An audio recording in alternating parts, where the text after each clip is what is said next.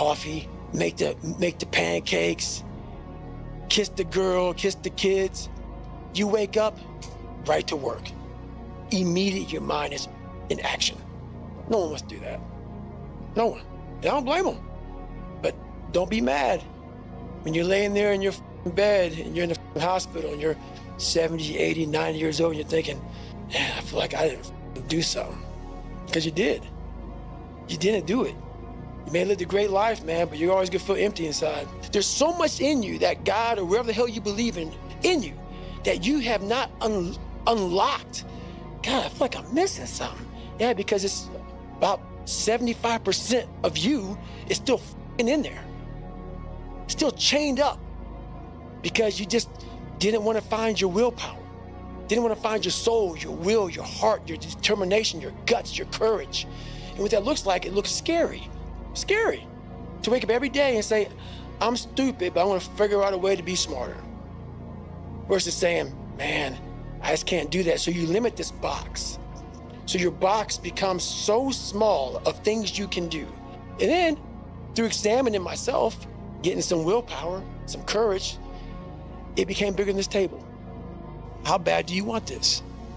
If it's as bad as you want to live or breathe or sleep, whatever the hell it may be, I can work with you. Most people don't want it that badly, which is why they always ask the question, man, how did you get to where you are? You know how to do it. You know exactly how to be you or how to be me. You don't want to do it. So I can't make you do it, and nor do I have the time or energy to force you into that place that I know you have to be to do it. There's no luck in this game, man. There may be a little bit of luck, but the luck happens after you bust your ass and you put yourself in that lucky situation. Luck doesn't happen. You put yourself in that situation where luck might happen. And that's what people don't know.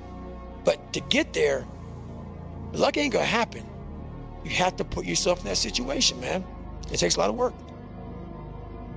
Well, it's that time of year again, we start to feel real happy. Why? Because we're not going to work.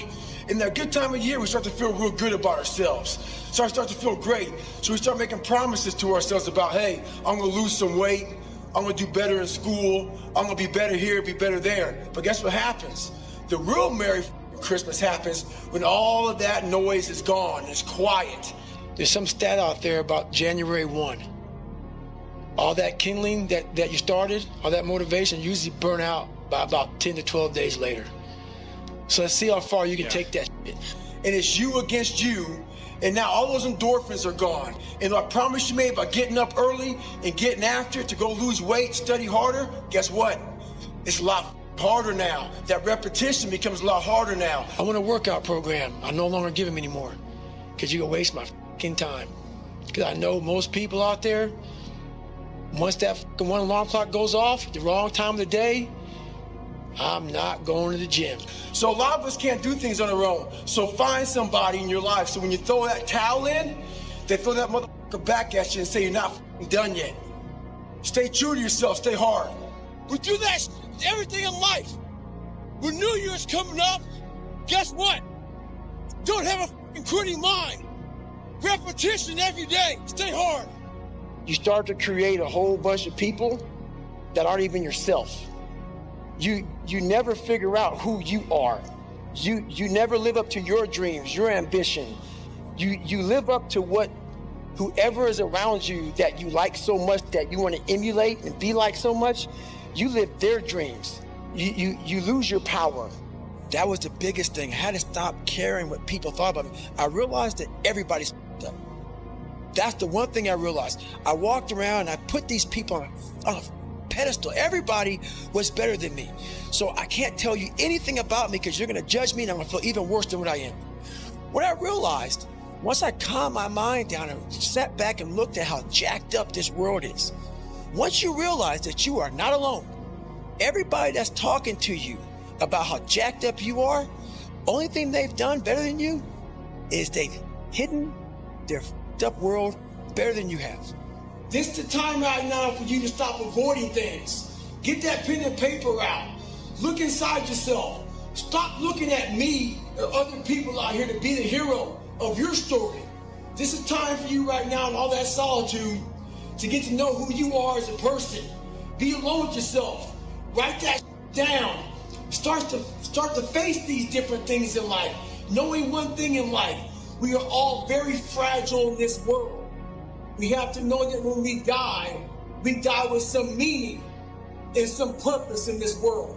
Stay hard. But we all have these abilities, not just to run and do pull-ups, but these abilities that once we go back into our dark holes, that a lot of us have. A lot of us come from, insecurities, a lot of issues, but we don't want to visit that place.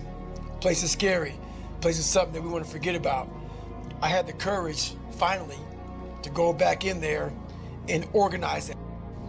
Get it organized in my mind and figure out, where to start from. So, but the journey led me to the so-called superhuman stuff that I do now. Yeah. So when you said you had the courage finally, what does finally mean? I was haunted. So we all have these voices in our head. We like to not listen to them. The one that comforts us and keeps us nice and warm and cuddly and gives us cookies and milk at nighttime. We like that voice.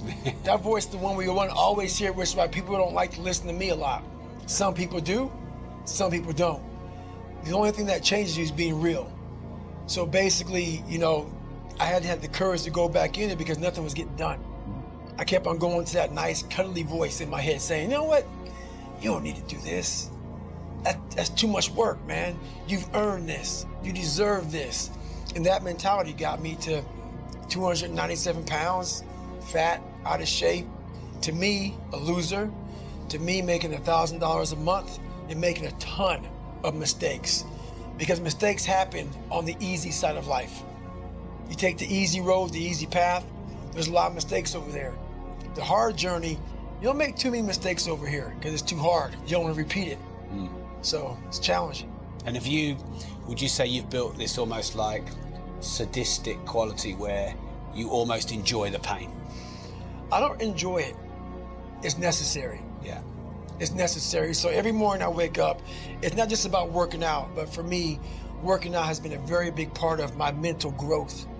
So for me, if I am not challenging myself every day, and I swear to God, people will not believe it, I was over almost 300 pounds twice in my life.